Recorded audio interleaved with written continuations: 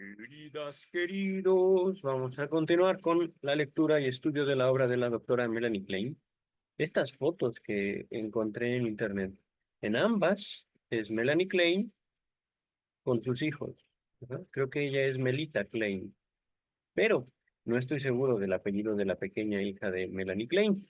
Ahorita quiero compartir con ustedes, están viendo en pantalla, el texto que nos va a ocupar. Tal vez este solo video, tal vez dos videos, no lo sé todavía. Vamos a ver cómo nos va. Con el texto, el papel de la escuela en el desarrollo libidinal del niño. ¿What? Fíjense esto. Estamos hablando de palabras. Ajá. Palabras que tal vez no se entiendan a la primera leída. Básicamente está diciendo cuál es la función de la institución escolar en la vida sexual infantil. Ajá.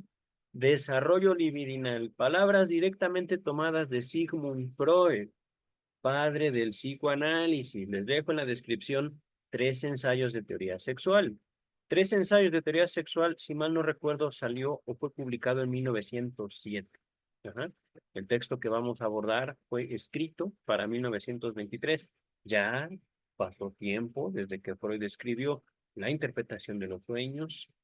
Todavía no hemos visto en qué momento Melanie Klein entra a la vida del doctor Sigmund Freud como una discípula, pero ahorita me di a la tarea de investigar. Para este momento, 1923, Melanie Klein tendría más o menos 41 años.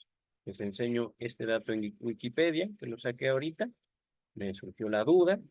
Si ella nació en marzo de 1882, tendría más o menos como para 1918 años, cuando se publica La interpretación de los sueños, obra magna de Sigmund Freud. Ajá. Eh, 18 años y pasa el tiempo, ella, me parece, se aproxima al psicoanálisis por su esposo doctor. No lo tengo bien seguro, pero ahorita vamos a ver ya literalmente lo que nos dice el texto. Miren, véase Stickel, condiciones de la ansiedad nerviosa y su tratamiento, y la interpretación de los sueños de Sigmund Freud. Ajá. Realmente no sé, supongo que Stickel habla en su texto, que estoy subrayando en pantalla, su texto en inglés, al parecer original, pero ha de haber abordado Stickel o ya sea el asunto de la escuela o el desarrollo libidinal. Con desarrollo libidinal, digamos, fui muy directo al señalar los 3 ensayos de teoría sexual, eh, pero es, digamos, como el texto más representativo de Sigmund Freud al respecto de la sexualidad infantil. Ajá.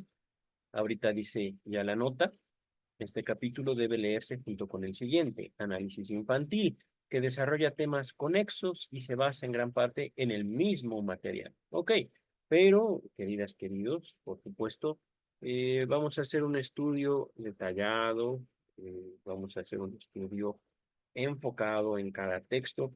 El otro texto, el siguiente análisis infantil, lo vamos a seguramente abordar en el próximo video. Y de hecho, ahorita revisé, tenemos de aquí hasta la página 90 para abordar este texto. No sé qué tan difícil esté, no sé qué tan técnico esté, pero sincero, no recuerdo haberlo leído, pero vamos ya a empezar, ¿vale? A ver hasta dónde llegamos. Dice Melanie Klein, el hecho de que en la angustia de examen, como en los sueños de examen, la ansiedad esté desplazada de lo sexual a lo intelectual es bien conocido en psicoanálisis. Aquí, queridas, queridos, hay mucho trabajo. Les estoy hablando de al menos 23 años, no de trabajo de la doctora Klein, sino del doctor Sigmund Freud. Ajá. Me parece que para 1923 no solo pasaron los 3 ensayos, pasó Tótem y Tabú, la interpretación de los sueños y ya, digamos, estudios sobre la histeria, textos fundamentales no solo en la historia del psicoanálisis, sino también en la historia de la medicina. No tanto en la psicología por motivos que tal vez no se asomen en este texto, pero eh, en cuanto al psicoanálisis, ajá, no puede haber un psicoanálisis si no tenemos fundamentado, si no tenemos una idea clara de lo que Freud quería decir con la palabra inconsciente. Ajá. Y ahorita, gracias al estudio que hemos hecho en este canal, puedo señalar la relación de lo inconsciente con la vida sexual, particularmente la vida sexual infantil. Pero con esto no nos equivoquemos. Freud no quiere decir niños teniendo coito, niños teniendo relaciones sexuales. Eso no es sexualidad infantil de acuerdo a la teoría propuesta por Sigmund Freud. Ajá. Les recuerdo, al menos la ley en México es muy estricta al respecto y en eso estoy yo muy de acuerdo, tanto como profesional de la psicología como profesional del derecho. Bueno, futuro profesional, yo estoy estudiando. Eh, Al respecto de las leyes que limitan el contacto sexual entre niños y con niños y niñas. Ajá. En pocas palabras, con los niños no, y eso está justificado en México legalmente y hay razones lógicas y razones valederas para sostenerlo. Ajá. En cuanto a lo que se refiere vida sexual infantil en relación con lo inconsciente, específicamente dentro del psicoanálisis, es la forma en la cual los niños van estructurando una relación específica con su cuerpo y a través de formar esta relación yo con mi propio cuerpo, después me relaciono con el mundo. Ajá. Por ejemplo, 3 ensayos de teoría sexual, dos breves comentarios. La actividad sexual por excelencia de toda la humanidad nunca se lleva a cabo, es la fantasía. ¿Por qué? Porque a través de la fantasía y procesos de también angustia, llevamos a cabo actos en un mundo que no es el físico, fantasía. Por lo general, la angustia viene por eventos que no han ocurrido, pero que posiblemente nos pasen. Si somos estudiantes, vamos a pasar por examen. Ajá. Y ya de aquí aterrizamos. Ajá. Bien conocida en psicoanálisis. ¿Por qué? Desde la interpretación de los sueños, se hablaban de dos procesos, condensación y desplazamiento. Ajá.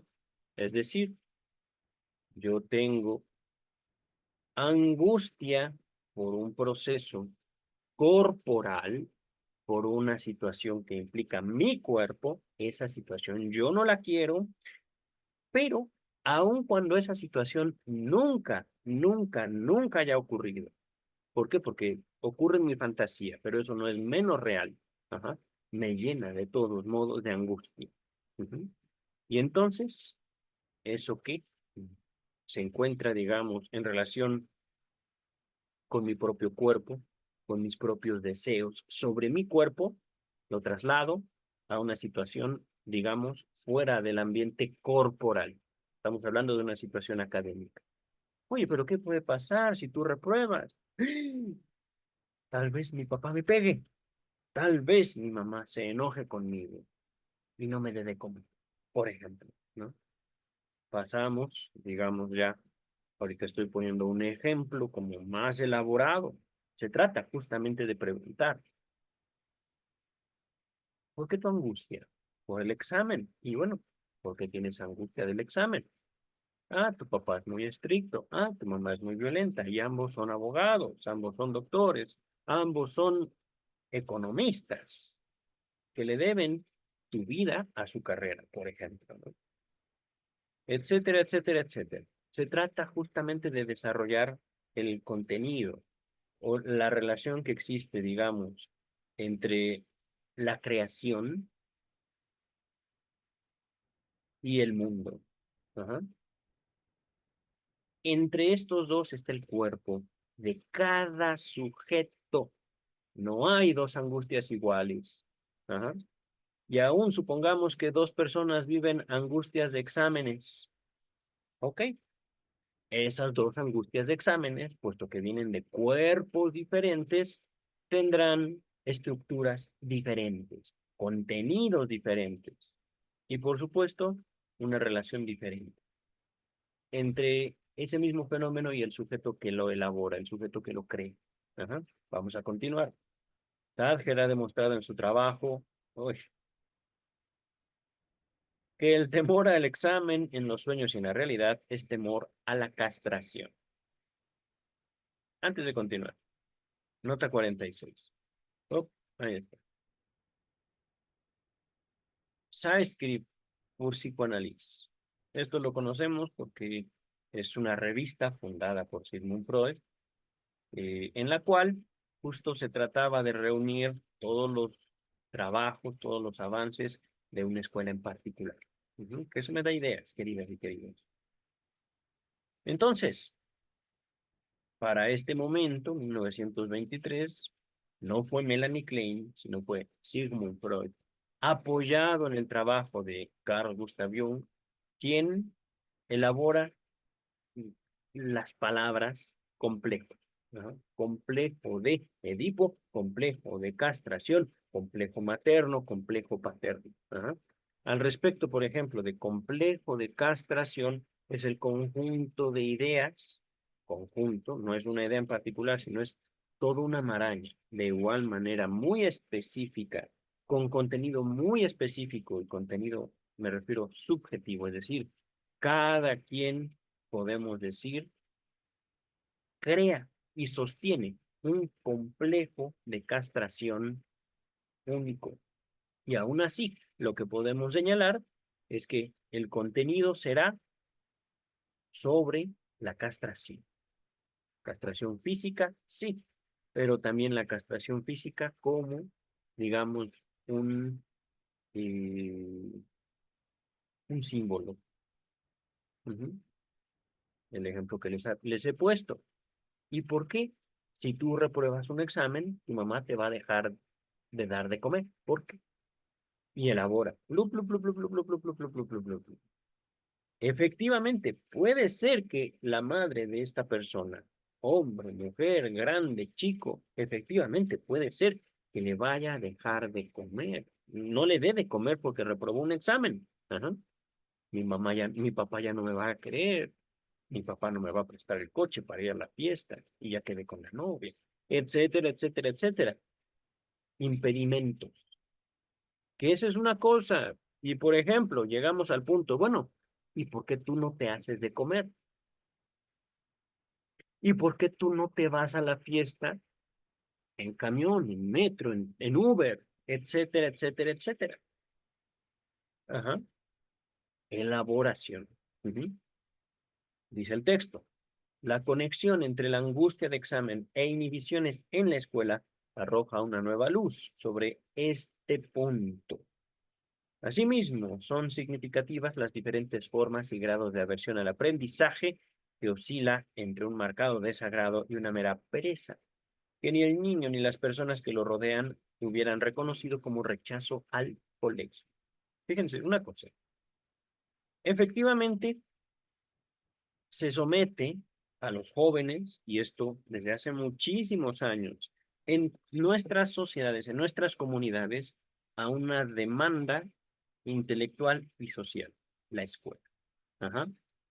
Pero esa exposición, ese sometimiento, digámoslo así, es, por un lado, parte de un proceso de socialización, parte de un proceso de introducción de los más jóvenes a una sociedad que todavía tiene mucho por definir y al mismo tiempo el escenario para que los niños, las niñas, manifiesten lo que son, lo que tienen, lo que necesitan.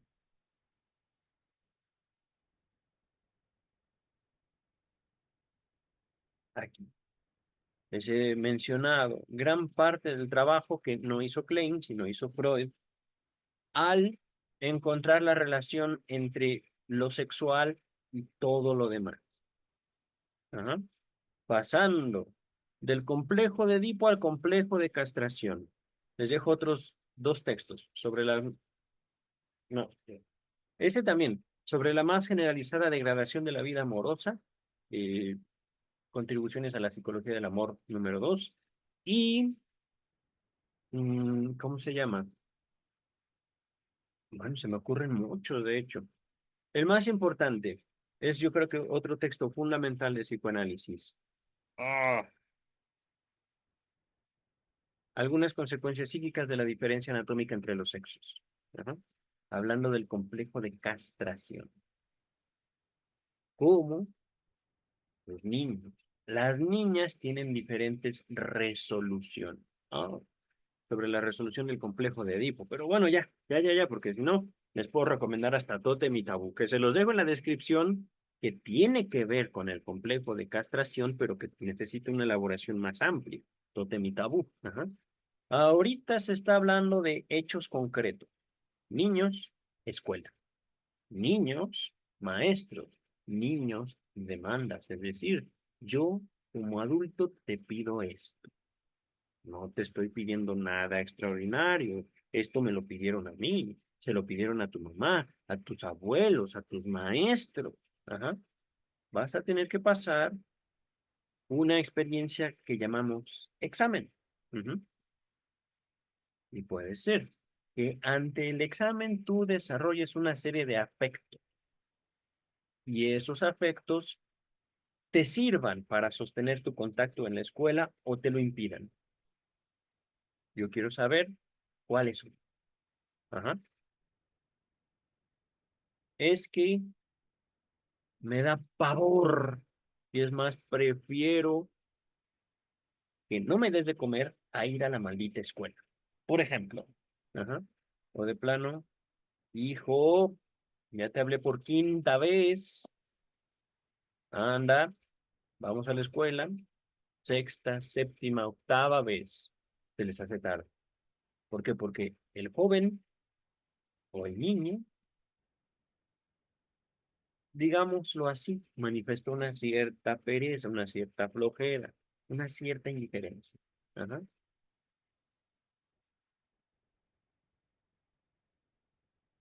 Dice el texto. La escuela significa una nueva realidad que el niño debe encarar en su vida y a menudo es percibida como muy severa. La forma en que él se adapta a estas exigencias suele ser típica de su actitud frente a las exigencias de la vida en general.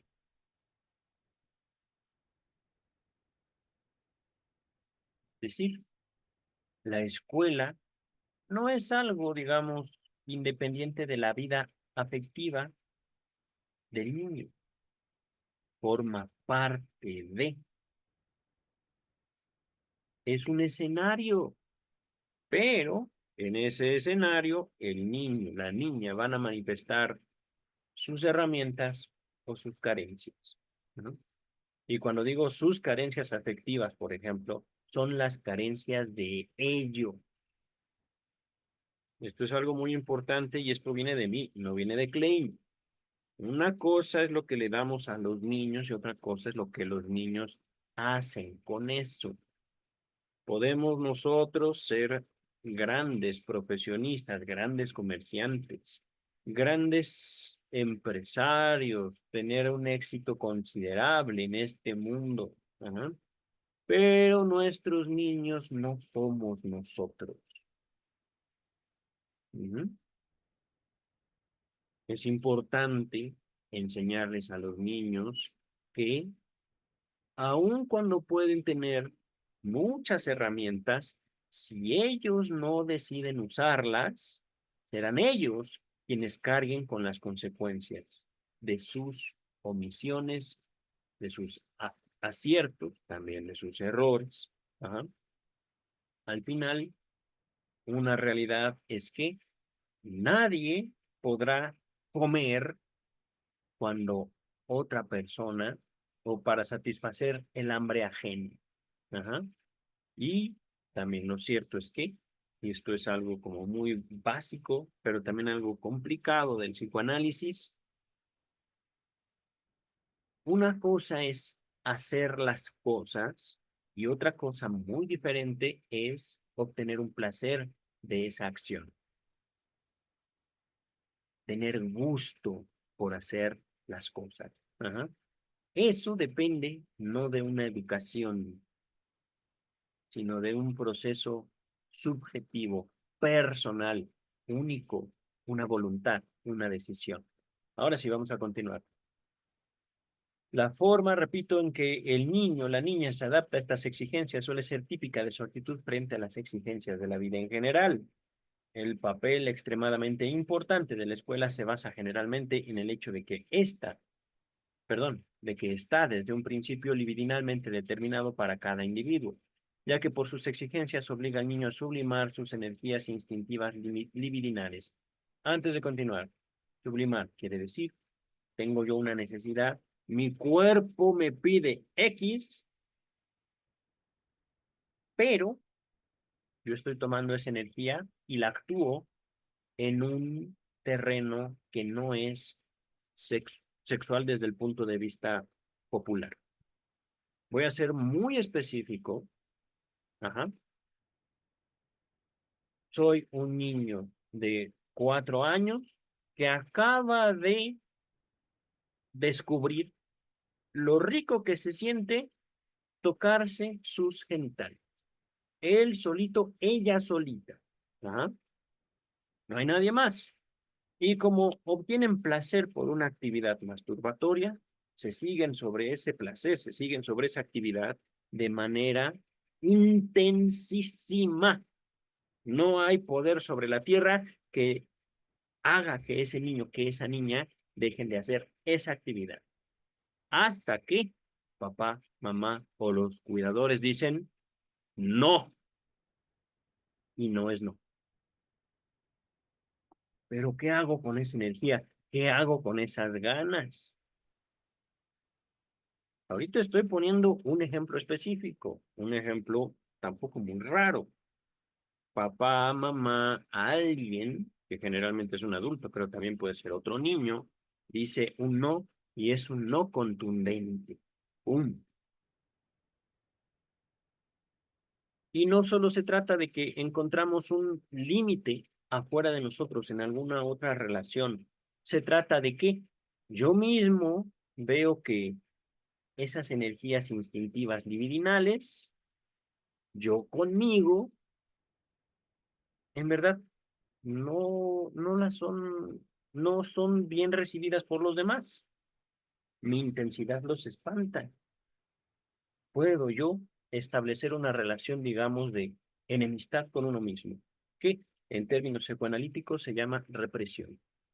No estamos hablando de que papá o mamá siempre me castigaron, ajá, por X, Y o Z, tal vez ya no era masturbación, tal vez jugaba demasiado Nintendo, tal vez jugaba demasiado fútbol, en lo único en lo que hablaba era sobre fútbol, Cristiano Ronaldo, Messi, etcétera, etcétera, etcétera. Y maldita sea, con ellos no, no puedo hablar de Messi.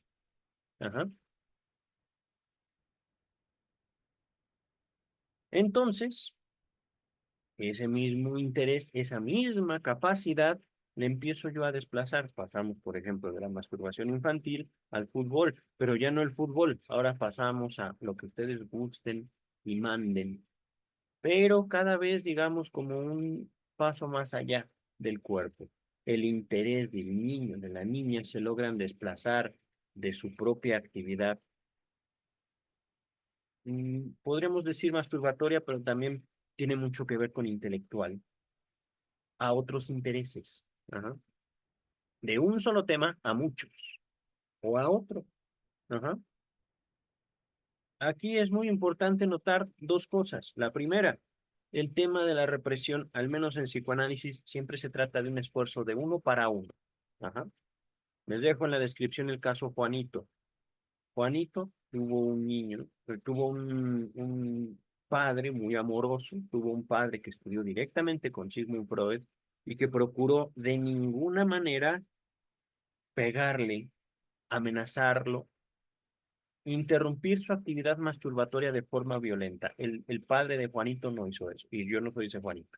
Así se llamaba el pequeño Hans, y se le conoce como Juanito. Lo veremos ya en su momento con Sigmund Freud. Pero con la traducción de Luis López Ballesteros, ahí sí se le llama Juanito.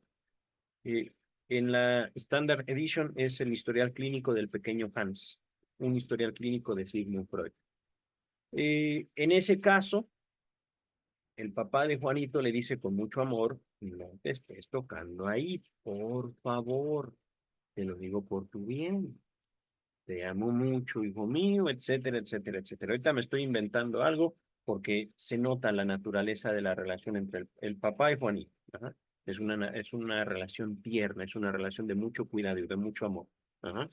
Pero el pequeño Juanito, con el tiempo, llega a denominar su propia actividad masturbatoria como mi tontería. Es que quiero hacer mi tontería, pero no, ya no, ya no quiero hacer mi tontería. Su papá no le dijo, su mamá no le dijo, no hagas esas tonterías. Él solito adoptó esa frase, esas palabras para nombrar una actividad suya que le gusta. Ajá. Esa es la primera observación. La represión es un esfuerzo del sujeto para el sujeto mismo y es un esfuerzo necesario. Esta es la segunda observación que hago sobre el tema de la represión, que les dejo también el texto de Sigmund Freud en la descripción. La represión. Ajá. Sin represión no hay inconsciente. Y por supuesto, lo que el niño, la niña reprimen, dependiendo, claro está, de cada caso, es justamente un deseo sumamente intenso, sumamente fortísimo, que va mucho, pero mucho más allá de toda demanda social. Entonces, queridas, queridos, habiendo hecho este trayecto que creo necesario para hablarles justamente de energías instintivas libidinales, entre otras palabras, pulsiones, de acuerdo a las palabras de Sigmund Freud, sublimar las pulsiones, sublimar las energías instintivas libidinales es un sinónimo. Es básicamente lo mismo. ¿Ah? Recuerden, sublimar es pasar de un acto con una naturaleza ciertamente sexual, eh, un acto cuya meta, cuyo objeto es justamente sexual, a uno socialmente aceptable. Por ejemplo, rápidamente, puede haber tanto masoquismo como sadismo útil para la sociedad. Ahorita lo dejaré así mi comentario. Si gustan más, no solo los invito a hacerse miembros de este canal, podemos hablar libremente en Zoom. Ahorita vamos a continuar. Quiero hacer un seminario justamente, temas de psicoanálisis, pero temas más conforme a nuestra actualidad. Ajá. Dice el texto, la sublimación de la actividad genital, sobre todo, influye en forma decisiva en el estudio de algunas materias que, por lo tanto, estarían correlativamente inhibidas por la angustia de castración, correlativamente, de forma pareja, de forma directamente influida, la una sobre la otra. Pero ahorita, aquí, más despacito, más despacito. Pasar de la actividad genital plena o popularmente lo que se denominaría sexual, a pasar a otro tema ya social y culturalmente aceptado,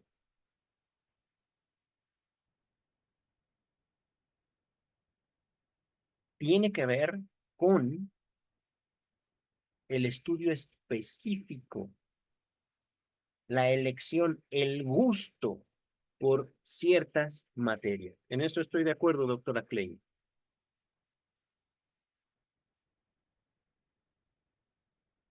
Y esto es importante, creo que también. Lo estoy leyendo así, están viendo el texto en pantalla. Así como efectivamente lo que a mí me gusta me llevó a estudiar cierta materia, no solo es lo que a mí me gusta, sino también a lo que yo le tengo miedo. Es curioso cómo la mayoría de los que estudiamos psicología aborrecemos de alguna u otra manera las matemáticas. Ujú.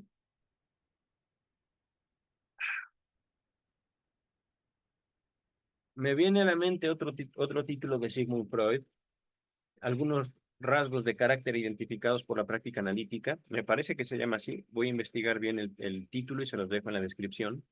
Pero tiene que ver con esto. Me lo describía una maestra en el seminario de psicoanálisis. El vidrio siempre se rompe de determinada manera. Ajá, por supuesto, está en donde tiene un impacto para determinar la forma de la ruptura. Ajá. No es algo al azar,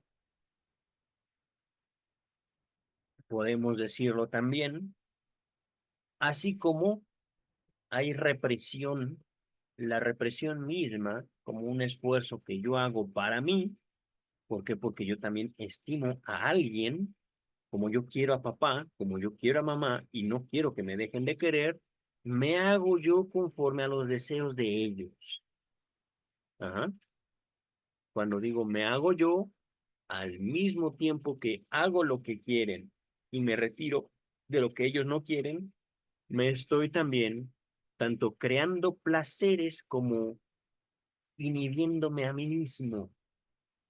Lo voy a plantear así. Quiero y no quiero. Quiero una cosa, pero no quiero otra. Me gusta la manzana, no me gusta el plátano. Me gusta la papaya, no me gusta el melón. ¿Por qué? Porque quiero ser como papá, pero en esto quiero ser como mamá. Pero en esto como papá, como mamá, mi hermano, mi hermana, mi tío, mi tía, abuelo, etcétera, etcétera, etcétera. Ajá. Y esto es muy sencillo y muy curioso también. Hay veces que no estamos hablando tanto de una cuestión político-religiosa, sino los gustos más sencillos de la vida se adquieren por amor y también por odio. Es que a mi papá le gustaba la papaya y yo odio a mi papá. O a mi mamá le gustaba la papaya y yo creo que es justo que ella se quede con ese gusto. A mí dame sandía, melón, mango. Ajá. Por ejemplo, esto no es nada más una cuestión de ligar la inhibición con el odio, el temor, el miedo, el pavor. Es, por ejemplo, señalar ciertos límites que yo me impongo para también demostrar amor por los demás. El límite más claro es justamente, a mí me gusta tocarme, pero mi papá me dice que no, y yo lo amo. Amo a mi papá y también quiero ser como él. Y ya me ha prometido que si yo soy bueno y si estudio mucho, voy a tener una mujer como mi mamá, por ejemplo. Y entonces, como yo quiero eso, pero al mismo tiempo, si yo no llego a ese nivel de mi padre, adquiero justamente angustia de castración. Fíjense, es que digamos, como la otra cara de la moneda. No es que la angustia eh, sea mala de por sí o por sí solita, sino que es la otra cara del amor o del odio, al final del afecto, el miedo a perder. Ajá. Si yo tengo una amante que ha adquirido gran gusto por el contacto con ella, justamente por esto mucha gente se limita a querer. Y no son limitaciones externas, ese es el punto, queridas y queridos. Son todas internas, autodeterminadas, que no se pueden terminar incluso con el reclamo propio. Es que es mi amante, nada más. Los dos tenemos pareja. No te enamores, no seas tonto, yo, no te enamores. Pero los afectos mandan. Y justamente lo inconsciente se comporta como una parte de nosotros que tiene vida propia. ¿Es posible disminuir su intensidad? Claro que sí. no con una terapia, sino con un análisis. Y este puede durar 5 minutos, 5 años, depende de muchos factores. Dice el texto, no hemos terminado la primera maldita página, pero está rico el texto. Al comenzar la escuela, el niño sale del ambiente que ha construido la base para sus fijaciones y formación de complejos, es decir, la familia. Y aquí, queridas, queridos, no es que la familia sea buena o mala. Bondad o maldad es también una base no empírica, es una base subjetiva, es una base argumental de la que parte el concepto de salud mental. Ajá.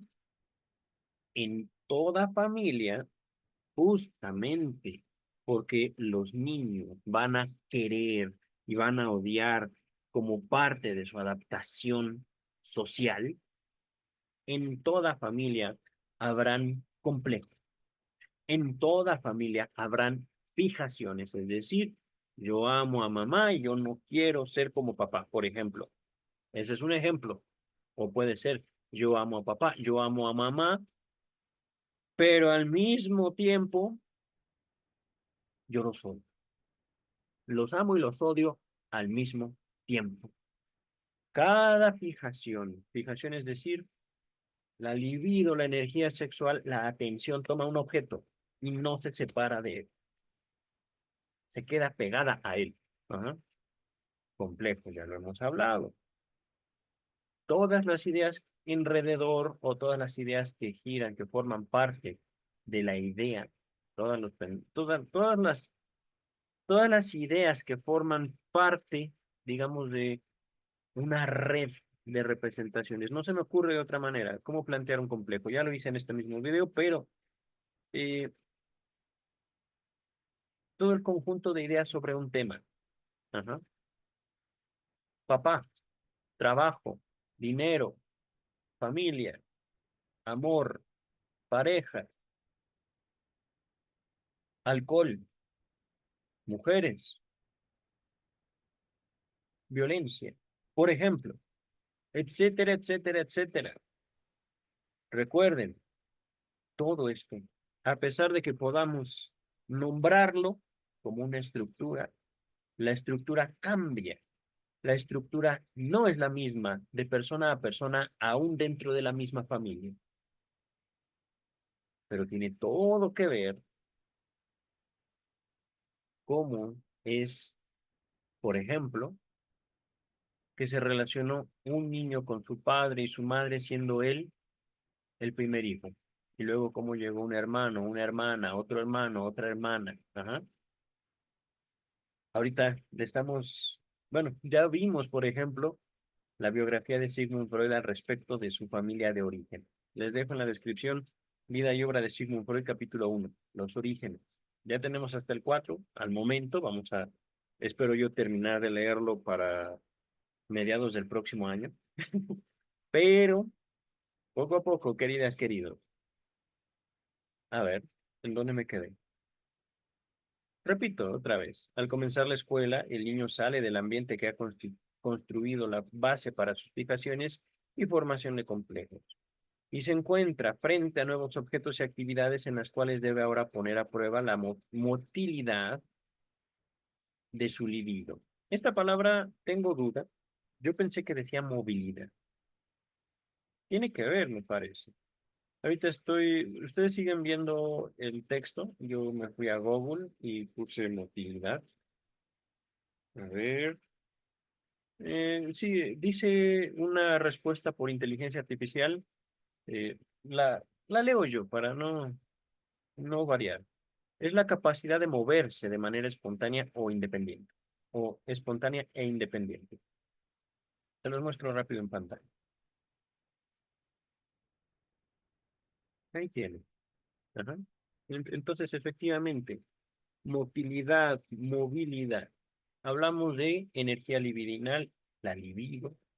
La libido no me acuerdo, creo que es propuesta, creo, por Sigmund Freud en 3 ensayos de teoría sexual. Puede ser que esté equivocado, porque definitivamente Sigmund Freud está hablando de una capacidad de movimiento desde el proyecto de psicología para neurólogos, que les dejo en la descripción, un texto difícil, un tanto oscuro, pero que ahorita podemos aproximarnos simplemente como una referencia. Ajá. Tenemos de que la libido nace del cuerpo para irse depositando en los objetos que forman nuestra familia, nuestro núcleo, nuestra red de apoyo fundamental.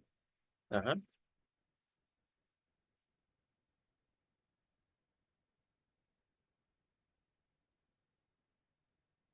Ustedes, queridas, queridos, lo puedo simplemente asumir. Seguramente a lo largo de su vida habrán tenido amistades. Seguramente a lo largo de su vida habrán querido o incluso se habrán enamorado de un maestro o de una maestra. He ahí la motilidad de su libido, de ustedes. Ajá. Y también un ejemplo clarísimo de motilidad es una decepción amorosa. Nuestra libido envuelve un objeto, pero cuando ese objeto se va, la libido no se queda ahí, la libido regresa. Y ese movimiento es sentido con un gran dolor.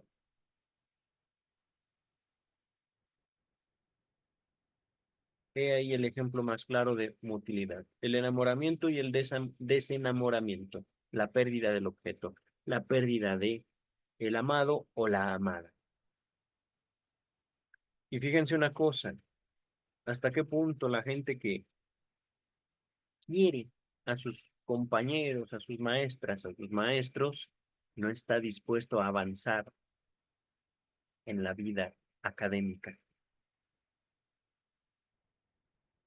Aquí ya no estoy hablando de que sea un rechazo por el estudio, las materias, por el conocimiento en sí. Estoy hablando de gente que no puedo soportar pensar que voy a dejar de ver a mi maestro, que yo sé que me peleo con él a diario, pero no lo quiero dejar de ver. Por ejemplo, vamos a continuar. Yo creo que vamos a hacer al menos dos videos de este texto.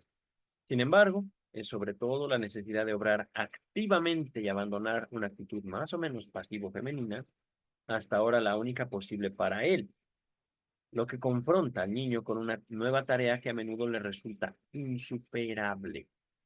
Entiendo, la nueva tarea es querer. Ajá. Fíjense una cosa, esto es bello. Lo estoy leyendo así. El texto de la doctora Klein es un poquito técnico, por eso me he detenido, creo yo, haciendo las observaciones pertinentes para que el texto sea más claro. Ujú. Porque si ustedes leen esto así nada más, motilidad de la libido, ok, ¿qué es eso? ¿Cómo que la libido viene del cuerpo? Presencia de teoría sexual, funciones y destinos de pulsión, la represión, contribuciones a la psicología del amor, que al menos en estos textos que les nombré, son 10 horas de estudio. Ahorita se los digo rápido, directo, ahí está. Sin cuerpo no hay libido, sin libido no hay amor. Y en un ambiente escolar es completamente natural que hagamos amigos, que tengamos amigas, que también al separarnos se nos rompa el corazón. Véase la película Super Cool, maldita sea. ¿Por qué nos tenemos que separar? Yo que te amo, amigo mío, y no soy homosexual, pero te amo. Ajá. No quiero darte un beso, pero tampoco quiero dejar de ir a fiestas contigo, por ejemplo. Ujú. Amigo, amistad, amor. Ya no estoy hablando de pareja, tampoco de maestro, amigo. Si ustedes, queridas, queridos, tienen la fortuna, la dicha de contar todavía con sus amistades desde la primaria o tal vez desde el preescolar, el kinder, la preprimaria, atesórenlos, vívanlos, ámenlos, ámenlas, porque si algo me ha permitido a mí acercarme y sostenerme en el psicoanálisis, es que en el psicoanálisis, a través de palabrejas tan feas como estas, como motilidad del libido, pero aquí está el amor, queridas y queridos. Ahora, esto que nos dice la doctora Klein, Esto es infantil y esto no es malo. Todos fuimos niños. Hace tiempo hice enojar, ya se les he contado esta anécdota.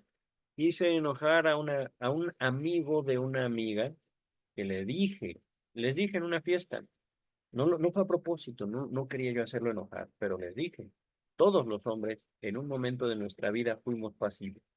¿Qué? No. Sacó las garras el muchacho. Le dije, espérate. No fue en contra tuya. ¿Por qué reaccionas así?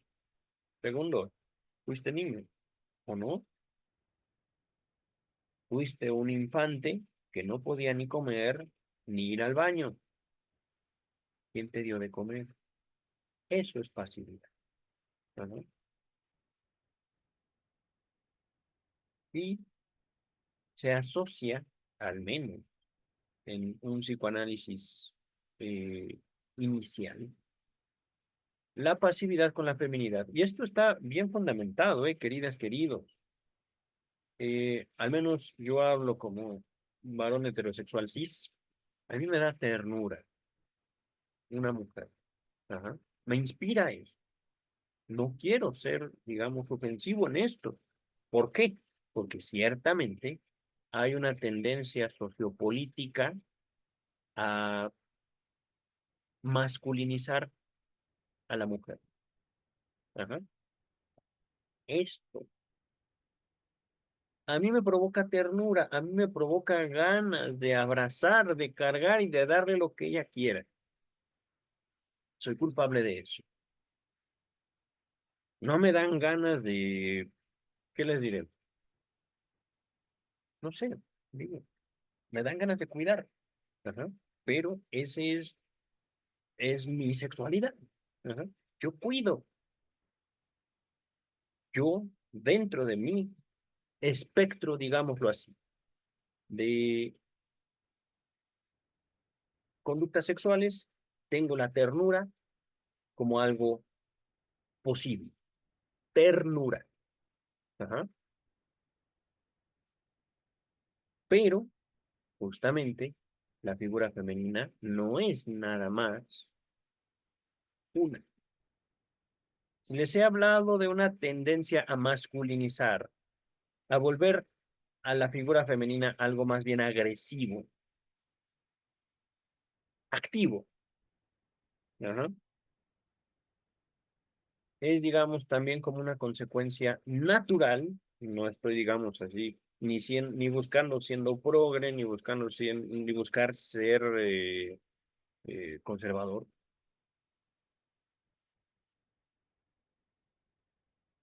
Es parte, digamos, del espectro de la sexualidad humana. Tanto, fíjense una cosa, mujeres femeninas pasivas, como hombres heterosexuales femeninos pasivos, o hombres heterosexuales masculinos pasivos, o femeninos pasivos, siendo heterosexuales. Ajá. Todo esto se habló justamente en... Ah, hay otro texto. Estos textos sí los había pensado. La feminidad y... ay, ¿cuál era? Una de las últimas conferencias de introducción al psicoanálisis. Me parece que esa es la feminidad y había otra sobre... no me acuerdo. Voy a investigar.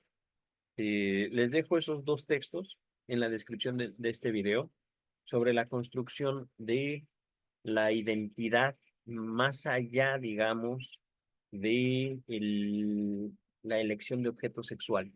Ajá. Lo voy a repetir otra vez. Mujeres agresivas, pero que terminan guardando sus rasgos femeninos. Mujeres ya sea heterosexuales, bisexuales, lésbicas, o bien hombres completamente afeminados, pero también completamente agresivos. Y dentro de toda esta configuración, heterosexuales. La riqueza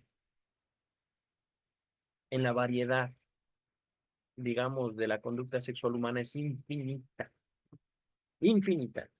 Pero esto no lo está fundamentando Klein. Klein más bien está diciendo los niños en la escuela están solos. Y por primera vez, lejos de aquellas figuras que de forma amorosa o de forma terrible les provocaron tanto sus fijaciones como sus complejos, empiezan a ser menos pasivos. En otras palabras, esto que estoy subrayando quiere decir algo totalmente natural. Sin papá y sin mamá, somos libres de ser, somos libres de hacer. Y eso, para ciertos individuos, puede ser terrible, puede ser una de las más traumáticas experiencias de la vida, la libertad. Pero, queridas y queridos, ¿nos hemos de cuidar toda la vida? Pues no, dice el texto. A continuación discutiré en detalle algunos ejemplos, unos ejemplos tomados de varios análisis del significado libidinal de la ida a la escuela, del edificio, del maestro y de las actividades en la escuela. A ver. Ya el texto parece ser que no va a estar tan técnico. Tal vez podamos acabarlo, no lo sé, a lo mejor sueño ahorita. A Félix, de 13 años, le desagrada la escuela en general, en vista de sus grandes dotes intelectuales, es decir, mucha capacidad intelectual. Su aparente falta de interés llamaba la atención. En su análisis relató un sueño que había tenido aproximadamente a los 11 años. Recuerden una cosa, el análisis de sueños es una práctica específica, la interpretación de los sueños es una práctica específica del psicoanálisis. Para la gran mayoría de la psicología no hay un inconsciente y por supuesto no hay sexualidad infantil. ¿Por qué? Porque conciben la sexualidad infantil no como el desarrollo de afectos, la construcción de la relación del sujeto con su cuerpo y con el mundo, no. Eso es más bien como algo que ya existe, aunque no se sabe cómo, para la gran mayoría de las psicoterapias actuales, incluida la cognitivo-conductual, incluida la sistémica, etcétera, etcétera, y les hablo de terapias desarrolladas en México. Pero, ahora sí, fuera de este breviario cultural, el pequeño Félix, un sueño a los 11 años, poco después de la muerte del director de la escuela. Asunto importante. Queridas, queridos, si ustedes no pueden relacionar la muerte con la sexualidad infantil, tienen un problema. ¿Por qué? Entre otras cosas, para lo inconsciente no hay muerte. ¿Cómo es eso? 3 ensayos de teoría sexual. eh, Vamos a dejarlo hasta ahí. Es un texto fundamental del psicoanálisis, 3 ensayos, ¿no? La interpretación de los sueños también. Dice el texto, Félix estaba en camino a la escuela y se encontró con su profesora de piano. La escuela estaba ardiendo, está hablando del sueño, ¿vale? Las ramas de los árboles en la calle se habían quemado por completo, pero los troncos quedaban derechos. Caminó por el edificio incendiado con su profesora de música y salieron ilesos. Ay, queridos, querida. Ahí está el sueño. Se los dejo 2 segundos. 1, 2. Avanzamos. La interpretación completa de este sueño logró la interpretación completa de este sueño solo se logró mucho después, cuando el significado de la escuela como madre y del maestro y el director como padre surgieron en el análisis. Fíjense, no es que por fuerza, cuando soñemos con una maestra, sea mamá en disfraz de maestra, o cuando soñemos con el director que pudo haber muerto en la realidad, tenga que ser inmediatamente un sinónimo del padre. Aquí Klein es muy concreta. Eso surgió, eso vino de Félix. Yo no lo sugerí. Ajá. Por ejemplo, ¿cómo se llamaba la maestra? Alicia. ¿Cómo se llama tu mamá? Anet. Pero las dos empiezan con A. Por ejemplo, ¿no? ¿Cómo murió el maestro? Y puede ser una muerte real. Ajá. El maestro murió atropellado. Y mi padre hace poco estuvo a punto de atropellar porque mi padre es conductor. Por ejemplo, ajá. Esto nace de el analizante, no viene del analista. No es, digámoslo así, una simbología universal, ¿ah? Como podríamos pensar. Eso no es la interpretación de los sueños. Ahorita, eh, ¿dónde me quedo? Aquí, esto fue lo que me hizo dudar. Doctora Klein, habla usted mucho de totalidades. Y esto se lo he observado desde su primer texto, el análisis de Fritz. La interpretación completa. Creo que Freud sería mucho más prudente en este sentido. De hecho, queridas y queridos, hay un sticker que dice para mis miembros de este canal que le he puesto el ombligo del sueño. Lo no interpretable. Fue el título de un podcast que hice hace unos años, que ahorita no lo he continuado, pero tiene que ver con eso. Para Sigmund Freud, desde hace muchos años, 1900, o pongan ustedes 1914, que fue el que hizo muchas elaboraciones y adiciones a la interpretación de los sueños, pero nunca Freud habla de cosas totales, completas, acabadas. Ujú. Siempre hay un algo, siempre hay un pero, siempre hay un pelito en la sopa para Freud. Y eso, a mi criterio, hace un psicoanálisis mucho más humano que el psicoanálisis kleiniano. Klein, creo yo, que aquí está jugando su complejo de castración, como tratando de demostrar su valía para el movimiento psicoanalítico. Pienso yo, es mi interpretación. Ajá. Ahora sí, daré uno o dos ejemplos de esto que se vieron en su análisis. Se quejó de que hasta la fecha no había podido superar la dificultad que había tenido desde el primer momento de ponerse de pie cuando se le llama a dar la lección. A esto asoció, fíjense, esto sí es freudiano, esto sí es muy, creo yo, apropiado. Ok, tienes una dificultad. Bueno, ¿y qué me dices de esa dificultad? Ah, bueno, es que las niñas se ponen de pie en forma muy distinta de los muchachos. Y el pequeño Félix, el joven Félix, mostró la manera de estos por un movimiento con las manos que indicaba la región genital de su cuerpo y evidenciaba claramente la forma del pene en erección. El deseo de conducirse con el maestro como una niña expresaba su actitud femenina hacia el padre, y se pudo comprobar que la inhibición asociada con el acto de levantarse, Félix de pie, es decir, Félix de pie, símbolo significante, podríamos decirlo. Besitos a la cama, poquito de la cama. Un como si fuera yo cuerpo, yo mi propio cuerpo, un pene. Ajá. Si yo me pongo de pie, he ahí símbolo de erección frente a no cualquier persona. Quien para mí es el sustituto de mi padre en el salón, el maestro. Ajá. Para mí. Ujú. Y se pudo comprobar poco a poco que la inhibición asociada con el acto de levantarse estaba determinada por el temor a la castración que influyó en toda su actitud subsiguiente a la escuela. ¿What? Ay, doctora Klein, creí que iba a ser más descriptiva. Todo esto tiene que ver sin duda con el complejo de castración. Y recuerden, el complejo es conjunto de ideas sobre un tema. Ajá. A ver, papá, ¿cómo está de que yo no me tengo que estimular a mí mismo? Porque al fin y al cabo, yo ya sé, ya tengo 13 años, que estimularme a mí mismo significa loop, y eso frente a ti, ¿no? ¿Cómo que no?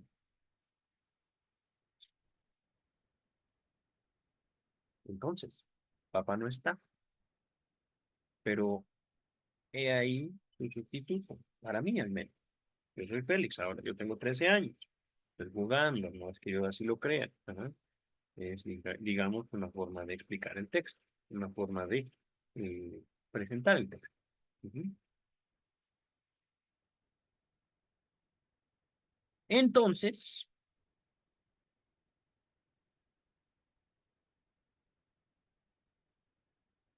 si yo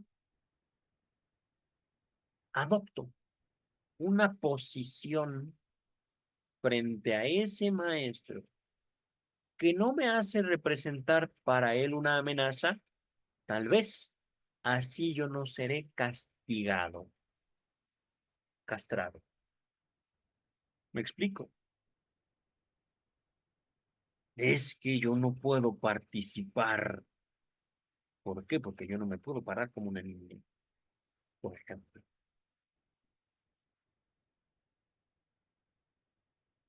Y ahora, bueno, lo iba a asociar con el sueño, pero creo que mejor lo dejamos hasta ahí, queridas, queridos.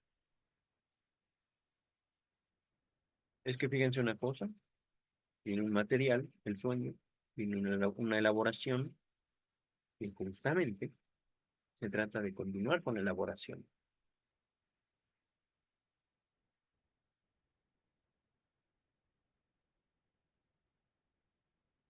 Recuerden una cosa, el psicoanálisis es como el amor, o no puede haber psicoanálisis sin la figura del amor. Y esto más como una cuestión técnica, es una cuestión lógica. El psicoanálisis se funda a partir de la capacidad de amar de las personas. Amar, no desear. Puede ser que alguien desee, pero no todos aman. ¿Ustedes aman, queridas y queridos? No los conozco. Dice el texto. Una vez en la escuela, viendo al maestro de pie, maldito, ¿cómo se atreve? Y apoyado contra el escritorio, se le ocurrió que éste podría caerse, volcar el escritorio rompiéndolo y dañándose él al mismo tiempo. Imagínense esto. Esto es una fantasía. Hablando de actividad sexual, querida y querido. Se le ocurrió. No pasó físicamente, pero acá sí. He ahí. El joven, ¿qué sintió después de eso?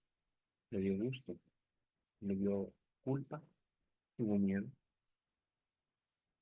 Esto demostró el significado del maestro como padre y del escritorio como madre, y condujo a su concepción sádica del coito. Esto entiendo que se vio durante el análisis del pequeño Félix. Ajá. Nota 47. A ver. El significado materno de tarima y también de pupitre o de escritorio y pizarra como objeto en el cual se puede escribir. Además del el significado de pene de la lapicera, es decir, la construcción de símbolo subjetiva del pequeño Félix. Lápiz como pene y la pizza, es decir, en México se le llama gis. Ajá. Todo esto como símbolos del pene. Todo objeto con que se puede escribir surgió tan claramente en este y otros análisis y se confirmaba con tanta frecuencia que lo considero típico. El significado simbólico sexual de estos objetos se ha demostrado en otra ocasión durante el análisis de casos aislados. Así, en su trabajo, bla, bla, bla, bla, ahorita lo mando a traducir a Google. Sadger ha demostrado el significado simbólico sexual de escritorio, pizarra y tiza en un caso incipiente de demencia paranoica. York, en este texto, también ha demostrado el significado simbólico sexual de la lapicera en un caso de calambre de escritores, es decir, ah, no puedo escribir, no puedo escribir, ¿por qué? Porque tal vez escribirme de placer, tal vez, no sé y no quiero saberlo. Ajá. A ver, ay, sí quiero traducir esto, permítame tantito. Copy, ay, a ver, traductor, sí estoy compartiendo el texto, sí, ok. Acompáñenme al traductor, queridas, queridos. Traductor. Italiano no, maldita sea, es alemán. Sobre la ansiedad ante los exámenes y los sueños ante los exámenes. Ese es el texto de Safge. Y el texto de Yolk sobre la psicogénesis de la esquizofrenia, me parece. Vamos a ver.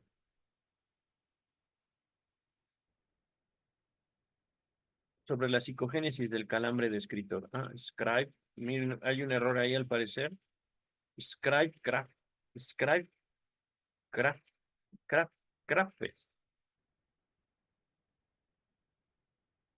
A ver. No, es lo mismo. Alemán. Ok. Regresamos al texto. Permítame tantito. Aquí está. Share texto. Regresamos al texto. Esa era la nota 47. Les dejo otro texto de Sigmund Freud en la descripción sobre las teorías sexuales infantiles. Ahí se habla de la concepción sádica del coito. Es decir, no sé por qué.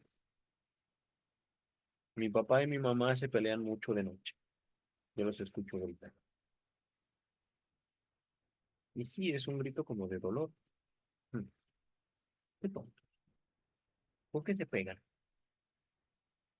No los he visto nunca, pero los escucho. Y yo creo que los dos son un par de tontos. Puede ser que el joven sepa, o la joven sepa, o no sepa lo que hacen, pero ya piensa, ya se hace historias, teorías, hipótesis. Y, por supuesto, a partir de estas hipótesis se relaciona con el mundo. Sexualidad. Ajá. Dice el texto, relató Félix la forma en que los muchachos se habían soplado y ayudado en un ejercicio de griego, a pesar de la vigilancia del maestro. Ah, soplado, es decir, pasado la respuesta de forma indirecta o de forma para que el maestro no se diera cuenta. Ajá. Sus conocimientos nuevos le llevaron a fantasear sobre cómo podía arreglárselas para lograr una posición mejor en la clase, nota 48. En Alemania, la posición en clase es determinada por la calidad del trabajo. Su boletín, del cual opinaba que su madre debería darle menos importancia que a su posición de clase, en la clase, significaba para él, como también para Fritz, le hace más adelante, potencia, pene y niño. Para él, el pequeño Félix, la posición en clase era la posición dentro de la madre y la posibilidad de culto que ella le presentaba. Ajá. Regresamos al texto principal. Félix fantaseó la forma en que alcanzaría a los alumnos mejores que él para luego desplazarlos y matarlos. Y con gran sorpresa se dio cuenta de que ya no le parecían compañeros, como hasta entonces, sino enemigos. Al fin, cuando al desplazarlos lograba el primer puesto y llegaba así hasta el maestro, en la clase quedaría solo este, con una mejor posición que la suya, pero a él no le sería posible hacerle nada. Nota 49. Aquí el maestro resulta ser un objeto deseado homosexualmente, es decir, yo llego a tu posición, ¿sí? Y tú me recibes en esa posición. Ajá. No me desafías, no me quieres matar, no me tiras, no me tumbas. Ajá. Pero, dice el texto, se puso en evidencia un motivo que siempre es importante para la génesis de la homosexualidad, es decir, el hecho de que este deseo homosexual se fortificara por el deseo reprimido de lograr el coito con la madre, a pesar del padre. Esto es valioso. Deseo reprimido. Eso no. Ya te dije yo mismo que eso no. Mamá no. Mamá no. Mamá ni se piensa. No se toca ni con el pensamiento. Mamá. Bueno, pero el maestro sí. Ok. Ajá. En este caso, por lo tanto, lograr el primer puesto en la clase. Ajá. En ese caso, le repito, el psicoanálisis es caso por caso. Ujú. Dice el texto, del mismo modo, detrás del deseo de hablar desde la tarima, es decir, desde mamá, la posición del soporte, del sostén de la familia, obligando así al maestro, maestro padre, maestro símbolo de padre, a hacer el papel pasivo del oyente. Es decir, yo soy ahora el maestro y tú te callas y escuchas. Ahora tú eres pasivo frente a mí. Ahora yo te doy a ti. Ajá. Actúa también el deseo hacia la madre, ya que la tarima, como también el escritorio, tienen un significado materno para él. Queridas, queridos, ya terminamos el caso del pequeño Félix. Yo creo que voy a dejar hasta aquí. Ah, la verdad me raspó un poquito la garganta, no sé en qué momento alcé la voz. Eh, pero es un texto bello, un texto que ya nos requirió mucho por cuestiones técnicas, pero yo espero que de aquí en adelante sea ejemplo tras ejemplo tras ejemplo. Ajá. Uy, me dan ganas, pero la verdad vengo algo cansado y tengo tarea de derecho que hacer. Yo creo que hasta aquí dejamos, queridas, queridos, poco a poco, no se trata de correr, el texto no se va a ir a ningún lado, el texto está en internet, búsquenlo, ya tienen el título, y si ustedes gustan, comparamos observaciones en el próximo video, o si ustedes gustan de manera personal, en, ¿cómo se llama? Telegram o Zoom. Esto para los miembros de este canal. Queridas, queridos, por el momento basta. Nos vemos el próximo viernes en Vida y Obra de Sigmund Freud. Bye.